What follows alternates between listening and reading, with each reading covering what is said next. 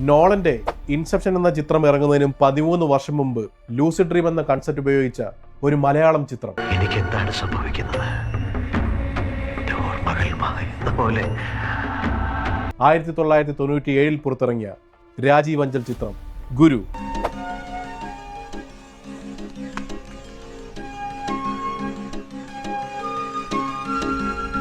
ഇൻസെപ്ഷനിലെ ഏറ്റവും വലിയ ഹൈലൈറ്റ് അതിന്റെ ടൈം ഡൈലേഷൻ കൺസെപ്റ്റ് ആണ്. സ്വപ്നത്തിലെ മണിക്കൂറുകൾ പുറത്തെ മിനിറ്റുകൾ മാത്രമാണ്.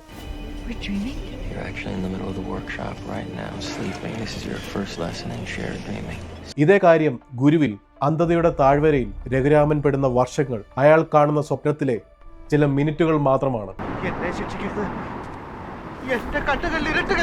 ഇൻസെപ്ഷൻ സയൻസ് ഫിക്ഷൻ ത്രില്ലർ ആയിരിക്കുമ്പോൾ ഗുരു ഫിലോസഫിക്കൽ ജോണറിൽ വരുന്ന സിനിമയാണ്. ഹൈന്ദവ സംസ്കാരവും കർമ്മദോഷ നിവാരണത്തിനുള്ള ശ്രമമാണ് ആ ശ്രമം. ബിബിളിക്കൽ റെഫറൻസും കുഞ്ഞുങ്ങളെ ഒരുപോലെ ബ്ലെൻഡ് ചെയ്ത കൾട്ട് ക്ലാസിക്. അവരൊന്ന് ഉണരട്ടെ. ഉണർന്നെഴുന്നേറ്റ് അവർ ഈ താഴ്വരയിലെ ഗോത്രങ്ങളുടെ മതിൽക്കെട്ടുകൾ ഇടിച്ചു നിരത്തും.